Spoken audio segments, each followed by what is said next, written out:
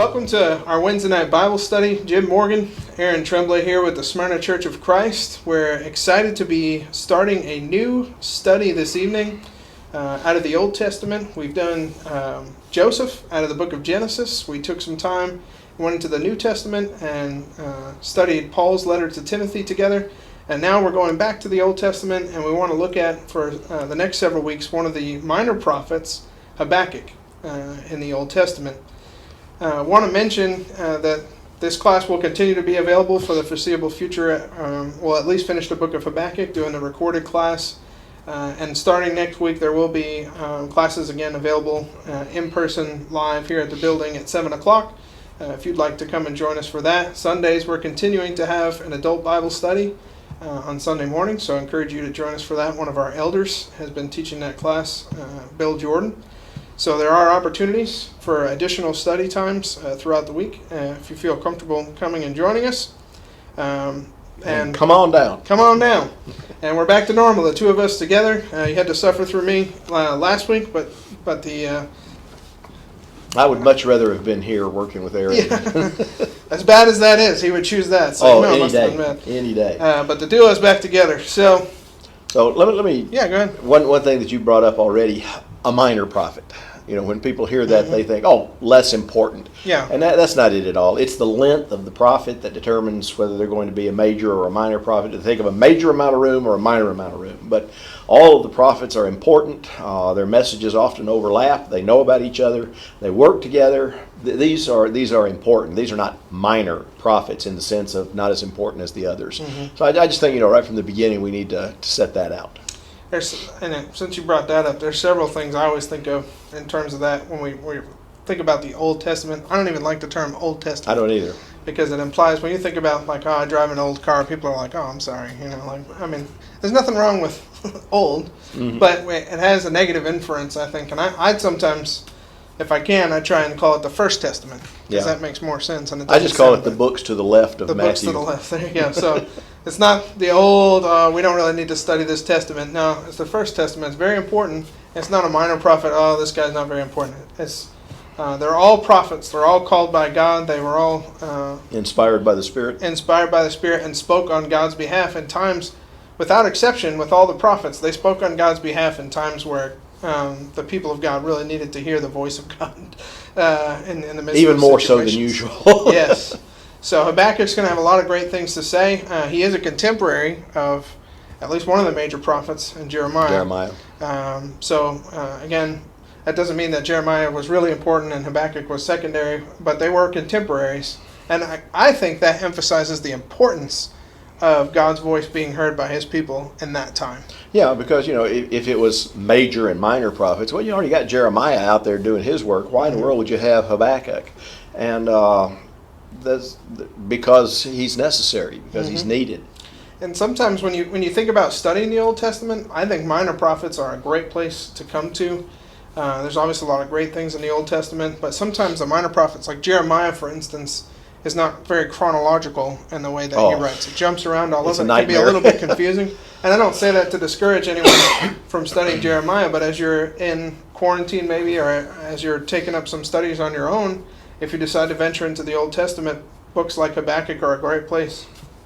And if you can go back and do some research and find out where the prophets fit into 1st and 2nd Kings, 1st and 2nd Chronicles, it really helps to understand if you know what was going on in Israel. Like Habakkuk, for example, probably around the time of Jehoiakim, right there at the end of Israel, or Judah, in this case, as a nation. And so if you understand what was going on, then you understand why this is such a concern, and you understand what Habakkuk is saying, and you can get a whole lot better understanding of what he's saying and why he's saying it, if you can go back and find the information. Yeah, and since we're looking at some of the contextual things, I think it's important for us to talk about the fact that Israel, the northern kingdom, has been gone for some time now by the time we get to Habakkuk. Many of the prophets who tried to reach Jerusalem, Judah, with their message, tell them, consider your brothers, consider what's already happened, and take that as a warning. And unfortunately, Judah is not dissuaded from continuing in sinfulness, even though all those bad things happened to the northern. They're essentially, there used to be a whole kingdom there, and now it's desolate. I mean, there's nothing. And Judah seems to have taken 2 lessons away from it, and both of them are wrong. One, God won't do anything to us because we've got the temple. And Habakkuk is going to point out the importance of the temple, but he's also going to point out this is not going to save us. Correct. And the second thing is they figure, well, God took them away because they were so bad, but he left us. I guess we must be okay. And so, they got 2 lessons out of it, and both of them were exactly the wrong thing. And so finally God has to come back and say, if you do what they did, you will receive what they got. Yeah, and that should teach us, I think, a couple of important lessons. One is, if you don't learn from history, you're doomed to repeat it. And we've all heard that 1,000 times, but even in terms of being the people of God or being spiritual people, we need to learn from the lessons of those who have come before us and not repeat those same mistakes, or do the best we can to avoid them. Yeah. And quite frankly, when Jesus and Paul and many of his writings, when they're addressing the Pharisees and these false teachers, they're repeating a lot of the same mistakes that have already been made before. Yeah. And it's not worked out well for them in the past, and it's not going to work out well for them if they continue doing it. So that's one lesson. We need to learn from history. Paul talks about the idea that that's why the Old Testament is written. It's written for our benefit, to go back and learn for from our it. learning. And second to that, the other thing I think about is the fact that, we always think it's going to happen to someone else, but it'll never happen to us collectively or to me. Yeah. I know this person sinned, and look at all they have all these consequences in their life, but I'm not like them. They must have just been that much worse than me. I can get away with it. I remember growing up, we did that stuff all the time. Oh yeah. My older brother just wasn't smart enough to get away with it, but look at me, I'm going to really get away with it. Yeah. And that seems to be the tactic that Judah takes, is like exactly what you had said. We don't have to worry about that because we're not like them. Yeah.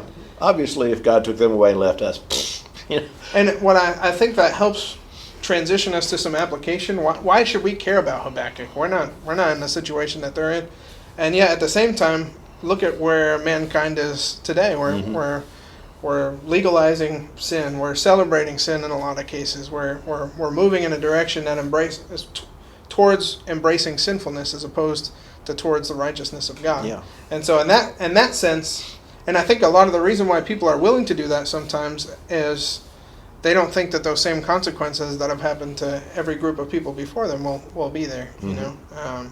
Yeah, it's Jesus. That your first point there. Jesus tells the Pharisees, your fathers were the ones who killed the prophets, and you're their sons. Yeah.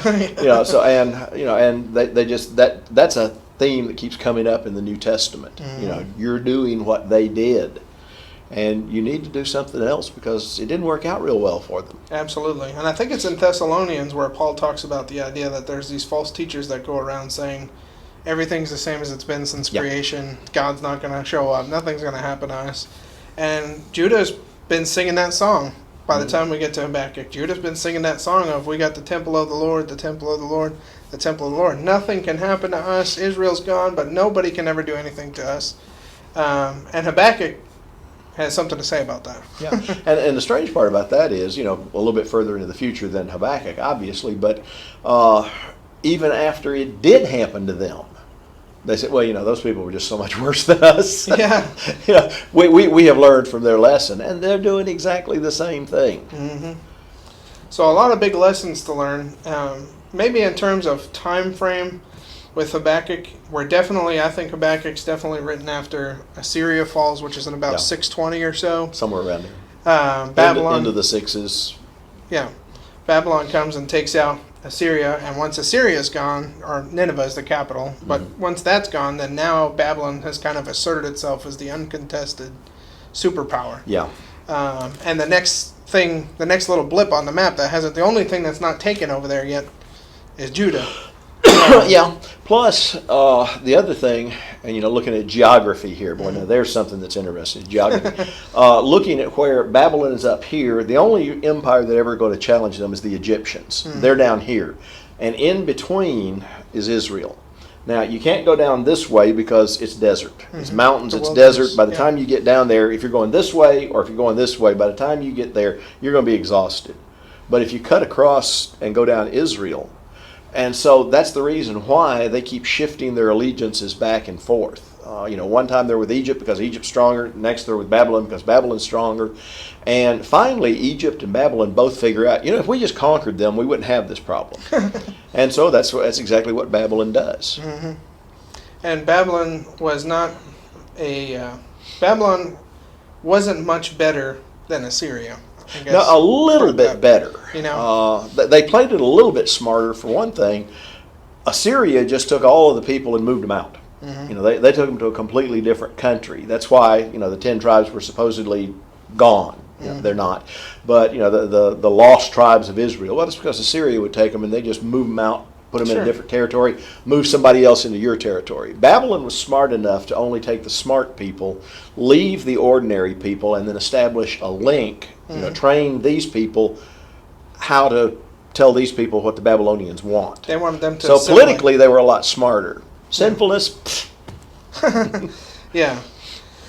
And I think that there's maybe God used some of that too, because part of the wickedness that was among his people was among the smartest and the noble and all those people. And they're the first ones to get shipped out. Mm-hmm. So, although you have Daniel, Meshach, Shadrach, and Abednego. Yeah. Not that they were unrighteous, but they were certainly right. I'm saying, but high caliber. They're the ones who are going to do some good up there, and the rest of them were the ones that when the king said, "Hey, I want you to eat all of my food. Hey, give us some food," and when I want you to bow down to this idol. I can't imagine that it just so happened that those guys never went by that idol. No, they just fell down and worshipped along with everybody else. Absolutely. So they assimilated. They became like Babylon. Yeah, and so that's the circumstance that we're in, and there are. Yeah, I guess you could say there's either two, or you could technically say maybe there's three different groups that are marched out of Judah. Yeah. Three exiles. Three different, and they're in 3 different years, 3 different times that Babylon separated comes back. by a pretty fair amount of time. Yeah, and so we're definitely before all that. We're between Assyria falling, Babylon becomes this big power. Israel's definitely already fallen a long time before this, and now we're coming up against the first time that Judah falls, that the temple's taken. Yeah, because Habakkuk is where Judah still believes they're the righteous people. Correct. So and he's shocked that this is going to happen. Well, obviously it hasn't happened yet then. Correct. And so Habakkuk is, as God is revealing these things to Habakkuk, through Habakkuk to his people as well, I think Habakkuk is representative of what their response would have been. Mm-hmm. How could you, well, we'll get into the text, I guess I'll explain some of that. But the other big thing we had talked about a little bit beforehand, we wanted to mention about functionality of Habakkuk in the overall text. Because its importance is way out of proportion to its size. Mm-hmm. Yeah, we were just you were saying it lays the foundation. In Romans 1:17, the righteous shall live by faith. Mm-hmm. It basically lays the groundwork for Paul's entire letter to the church at Rome. Yeah, it's the theme of the letter to the Romans, which is considered to be Paul's big thing. Mm-hmm. Well, but he himself says, as the scripture says, the righteous will live by faith, and then he just keeps going back to that faith, righteousness. If you go back and if you do a concordant study of Romans, you'll find out that righteousness and faith occur in huge clusters. Mm-hmm. He gives us the verse. He says, now let's talk about righteousness, and he says, now let's talk about faith. And so, it's the foundation for understanding the entire book of Romans. It also occurs in Galatians, chapter 3, where people are saying, well, you got to do the law. He says, no, you live by faith. And then in Hebrews, over in chapter 10, where it talks about all of these people back there, they were living by their faith. That's right. So as far as the New Testament goes, this book is important, way out of proportion to its size. Yeah, let me just mention on that too, that when we talk about faith, biblical faith, it's not faith with the absence of works. No. Biblical faith is faith, a working, living faith. Faith is the motivation for works. Correct. So, if it was just faith, then there's a whole lot of Old Testament that's written incorrectly. Because Isaiah says they're offering sacrifice, they acknowledge who God is, but then at the same time, as soon as they offer the sacrifice, they go do whatever they want to do because they figure I fulfilled my religious... Not that they don't believe in who God is, but they're not doing what God wants them to do. That's the problem. Which is James's point. Hey, even the demons believe. Right, correct. So but I don't think the demons are exactly in a saved condition. Exactly. So righteousness by faith is not the absence of works. And as we'll see in Habakkuk, when God gives his response to Habakkuk, he's talking about things that his people maybe have not been doing that they should have been doing. Yeah. Or things they have been doing that they shouldn't have been. So yeah, and we'll spend a lot more time on that when Correct. we get over to where it actually is, because that way we can fit it into context. Here's what Habakkuk has said. This is God's response, and this is Habakkuk saying. So what you're saying is we're going to live by faith, and God says now you're catching on. And we understand too. You may have more questions in a book like Habakkuk maybe than you had when we look at the story of Joseph. Maybe you're more familiar there. Or look at a book like 2 Timothy in the New Testament. Maybe you're more familiar with some of that. So I just want to put it out there. If there's some questions that come to mind as we're going through Habakkuk, maybe you're less familiar, and there's no such thing as a stupid question, feel free to ask us, and we'll definitely try and address it to the best of our ability. So just wanted to put that out there as well. Let me minor exception here to what you just said. There is one stupid question, and that's any question that you don't know the answer to, but you don't ask. True. That is true. And that has more to do with you than the question. Yeah. So. Or you, not me. You. Let's go ahead and let's jump into Habakkuk, Okay. and just starting the text here. Unless you had anything else. Well, I'd like to just set up one situation to help us kind of modernize this book. Put yourself in this situation. Suppose that Aaron and I are here one day, and we're recording this, and you hear us say, and this will not happen, God has spoken to us. Okay, so we were sitting here off camera. We were talking about the mess that this country is in, and wondering when God is going to do something about it, because this is happening, and this is happening, and this is happening. And God spoke to us, and we have no question it was God. There's no reason to doubt that whatsoever. And He says, guys, let me tell you what's going to happen. I'm going to bring in the Iranians, and they're going to conquer America. Now, what do you suppose the response to that would be?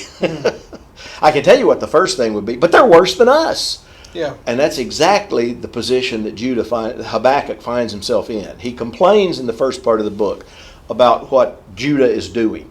And he wants to know, when are you going to do something about this? And I love the way God puts it down in verse 5. I'm going to do something in your days that you would not believe even if I told you. I love that phrase. I love that.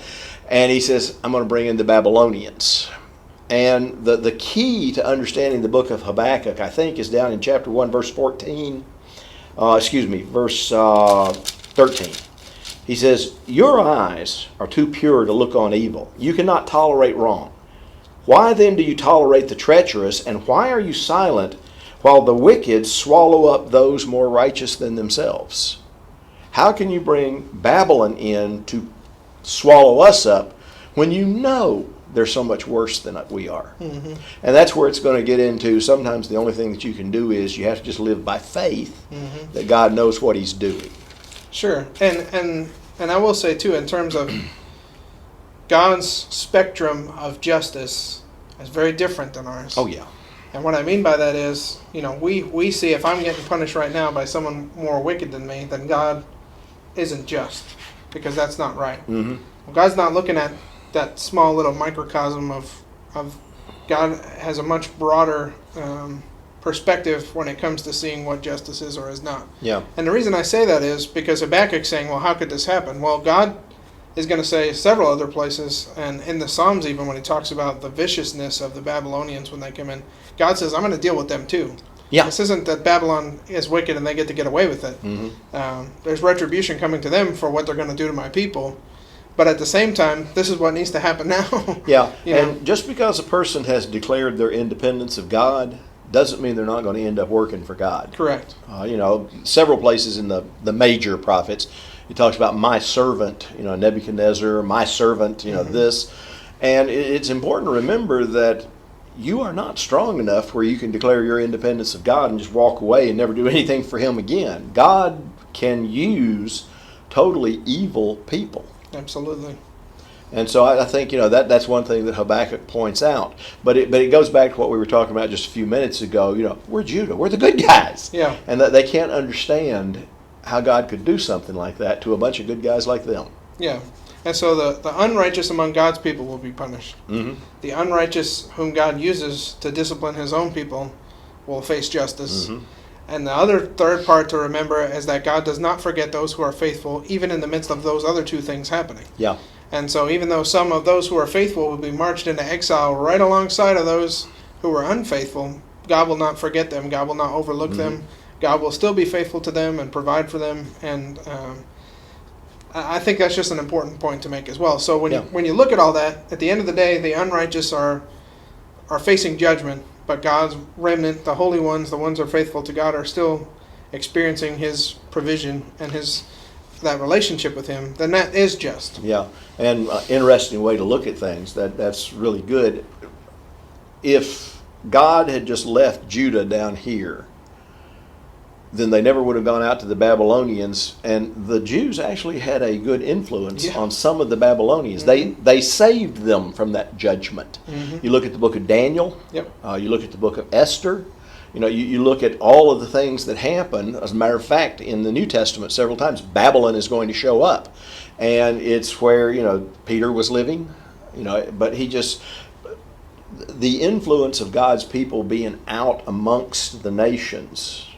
Either they're going to influence you or you're going to influence them. Absolutely. And God can use his people to go into the evil, to save the evil, or Satan will give the evil the opportunity to come in among the people of God and cause them to be condemned. Yeah. And so, it all depends on how much faith you have in the strength of God. Can he really work with evil people? And Joseph is a good example of that. Joseph. Right? Going into the middle of all that, but God using it to save this people who without Joseph, without that faithful one, would have been completely lost, not to mention the rest of the world. Yeah, God intended this for good. A passage that we covered that one several times. And looking at 2 Timothy, just trying to kind of tie all these things together, you have Paul, who's being persecuted by these unrighteous people, and yet he's converting the prison guards. Yeah. He's speaking to the proconsul in some situations, these high political powers in places like Acts 13 and other places. I mean, he's having influence among these people, but he's in the midst of suffering. He's in the middle of them. And up to 50% of the New Testament gets produced at government expense. Yes, exactly. So, it just all depends, because Luke and Acts are written from, Paul's perspective in prison as his defense before the judges. And so that's 25% of the New Testament right there that's produced at government expense because the judge sends Luke out and says, I need to find out some more about this. Yeah. So, God really can. And does. And it's not, like people misquote Romans where it says, all things work together for good to those who love the Lord. That's not what it says. It says, properly translated, that in all things God works for good, the good of those who love him. Mm-hmm. And there's a major difference there. Sure. It's not like, this is all just one big puzzle and as soon as it falls together we'll all recognize. No, it just means no matter how bad things get, God can work in the middle of it. Mm-hmm. And that's going to be the culmination of Habakkuk. Yeah. But what's beautiful about Habakkuk is we get each of those pieces. We get what's all of our reaction when we see evil or wickedness seem like it gets ahead. Imagine like a baseball game, it's the 5th inning or something, and all of a sudden they get 2 runs and you're like, how are we losing? They're the bad guys. How can we be losing? And so that's the first part of Habakkuk is how could they get the advantage if they're not, if we're the righteous ones, how's that possible? Then you get to hear God's response to that of, hang on, Habakkuk, settle down. Yeah. And then Habakkuk's ultimate response of, okay, now I get it. I mean, that's a very... Well, the most famous passage, arguably, in Habakkuk, except for, the righteous shall live by faith, is chapter 2, verse 20. The Lord is in his holy temple. Let all the earth be silent before him. Mm-hmm. Because the book opens with Habakkuk griping, complaining, wondering, what's going on? And at the end of it, he says, whoa, Lord's still in his holy temple. Let's just stay quiet and watch and see what happens. And I love that because that takes me to Isaiah 6, where God's in his temple and the earth shakes, and all Isaiah can respond with is, woe is me. Yeah, I'm a man of sin, and I live among a people of sin. So this is a really great minor prophet to study, and I mean it's very authentic that way, and I don't mean that in contrast to other books, but I just mean the response of people when we see that it seems like the wicked are prospering. That's frustrating for us. Yeah, and if at the end of this book you don't believe this book has an awful lot to say to us today, we have totally messed up this class. Yeah, we failed miserably. Because of there's some times when certain sections are not as relevant as others. Sure. This is a time when Habakkuk is one of the most relevant books in the entire Bible. Absolutely. Couldn't agree more. Yeah. So we start in verse 1. So remember how Jim has kind of set this up, what Habakkuk is revealing to the people of God. What he's hearing from God is going to happen. And it starts this way. It says, the oracle that Habakkuk the prophet saw. Several of the Old Testament, especially the minor prophets, talk about the oracles that they received from God. And it's just meaning God's revelation, the Spirit's revelation to Habakkuk. Yeah, well, I think the New Testament refers to them as oracles. The oracles of God. Oracles of God. God. What advantage is there in being a Jew? Well, they have the oracles of God. Yeah. So it in one way, oracle encompasses all of Scripture. Mm-hmm.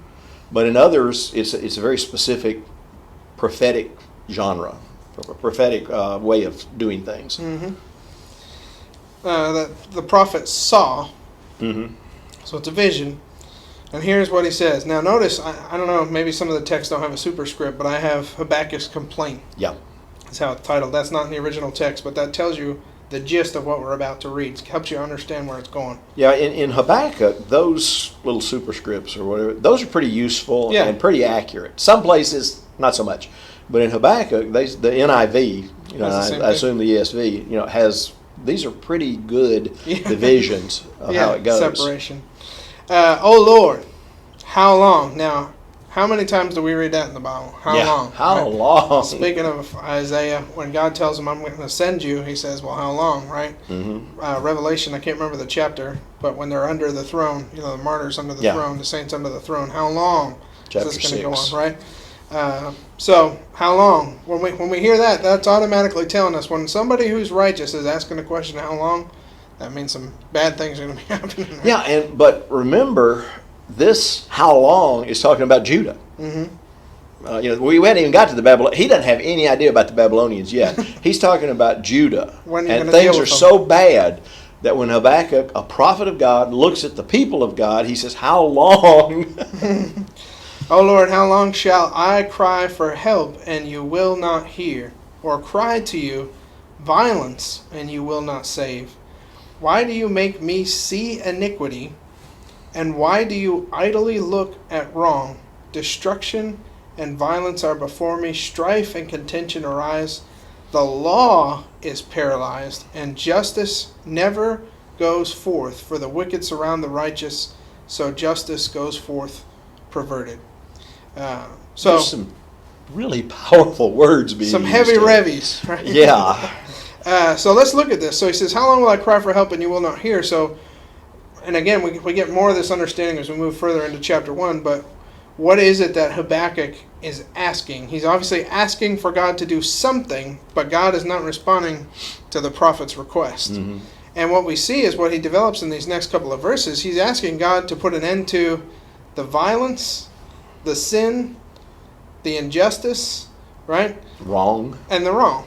So think about that. A prophet is asking God, saying, can you please do something about the sin and the wrong and the injustice? And not an unreasonable request of the prophet. Yeah. And all I can think of is Peter when he says, God is not slow, as some count slowness, right? Because I think you're exactly right. I think what Habakkuk wants is for God to do something about Judah's. This is describing what Judah's doing. And he says, when are you going to do something to these people to get them to turn back to you? Yeah, send an earthquake or, something. Do something, But generally what he's thinking of is, I want you to shake them up. Yeah. And that's not what God has in mind at all. Yeah. But, he just wants God to do something, send some prophet or something, do some miracles, whatever. On the scale of 1 to 10, looking at the plagues that happened to Egypt, he's asking for the gnats, because that seemed to be the first time he really got through. Yeah. Don't just do the blood in the Nile thing, because that kind of worked, but not really. But give him some gnats, God, you know. But don't kill everybody, or don't send that angel of death, But the things that he's, and again, it all goes back to Genesis. Yes. Because when the first thing he complains about is, I cry out to you, violence. And he's talking about violence in Judah. And remember, violence shows up very early in the book of Genesis. Oh, yeah. And it is eventually going to be the thing that causes God to destroy the world. It says he looks at the world and he sees that it's violent, and he tells Noah the world has become violent, and therefore I'm going to have to destroy it. And violence always leads inevitably to killing. Okay, not not capital punishment, but killing, murder. It starts with Cain, and before you know it, it's spread out all across the world. Absolutely. You've got Lamech, who boasts, if you mess with me, I'll kill you. He says, you do something bad to me, I'll kill you. That's his solution to everything. And before you know it, it's all spread out across the entire world. And so violence is something that is literally world-breaking. And Habakkuk says, here in Judah, we have violence. Now, he's not thinking of Babylon, because they are a violent people. Sure. What he's talking about here, though, is among the people of God, he says there is violence. That is a very, very heavy word to apply to the people of God. Sure. And it's brother against brother kind of violence, if you will. Yeah. So then 3 he says, why do you make me see iniquity, and why do you idly look at wrong? Yeah, NIV, by the way, on that first one says, why do you make me look at injustice? Look at injustice. So iniquity. What you said. And injustice, pretty much the same thing. Yeah. And notice what he's saying. Again, this is what's really interesting, because God's about to respond to all this, give him an answer. But what he wants God to do is do something. Right? When are you going to do something about all this wrong I see? It's like you don't do anything. Yeah. That's what he's saying. You idly just watch the wrong go on, and you don't intervene. You don't do something. And to your point that you made just a few minutes ago, he's not going to like God's response. Oh, no. He's not imagining what God is going to respond to that with. Destruction and violence are before me, strife and contention arise. And I think this is key in verse 4. The law is paralyzed. And there's... That's scary. That's scary, yeah. But it's profound, too, when you really think about it. When you take the law and you put it into the hands of wicked men, it can't really do anything. It tells them what the right thing is a wicked king. It's a perfect example. And that's the background he's talking about here is the reign of Jehoiakim. Yeah. So, this is awful stuff. So the law, God's the one that made the law, right? But if you're wicked anyways, it's not going to do you any good. You just find ways to break it, or you'll superficially fulfill it. Offer sacrifice, but I'm going to do what I want in my heart. I don't care who God is. I'll just go through the motions. You know what I mean? Yeah. It's like today when you tell someone asks, well, why do you believe that? Well, because the Bible says. Bible says that. That's what he's talking about. The law is paralyzed. The law has no influence. For us, that's a pretty conclusive argument. The Bible says, but if you reject the law, then as far as you're concerned, the law is paralyzed. Yeah. And there's a lot of again, that's a really profound thing when you think about it. There's a lot of applications, I think, even to our more contemporary world when you talk about the law being in the hands of a wicked people. It's not going to do any good at that point. It's not doing anything. That's why it's paralyzed. They're not doing anything. Just find ways to break it. Yeah. And justice never goes forth. So the law is paralyzed. It's not having any effect. And so as a result of the law not having any real impact, then there can't be justice, right? For the wicked surround the righteous, and so justice goes forth perverted. What does the NIV have for that first line there? The wicked surround the righteous. The wicked hem in the righteous. And what I take that as is the wicked are now the mob. The wicked are now the ones who, there's more of them than the righteous. They're hemmed in. That means they're encompassed by, surrounded by. They're corralled. They're the minority. There's only a little bit of righteous, and there's a whole lot of wicked. And so he says, man...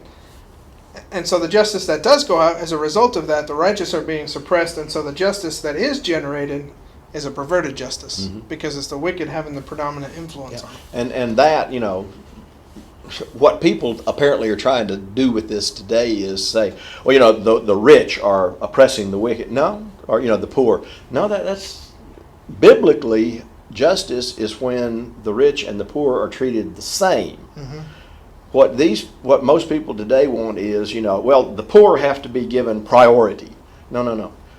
It's equality. The rich are entitled to justice. The poor are entitled to justice. And nobody's supposed to take it away from either one of them. That's right. And that's what's going on here. And Deuteronomy has two things to say about that. One is, God specifically says that you do not show partiality even to the poor in terms of judgment. when they come to court or when they're in that situation, you treat them exactly the same as you treat someone else. So impartiality regardless, exactly what you just said. And then the other thing that Deuteronomy has to say is it does talk about going along with the evil mob and whatever it is that they're pursuing. That's not what you're supposed to do. You'll not follow a mob to do evil. Yeah.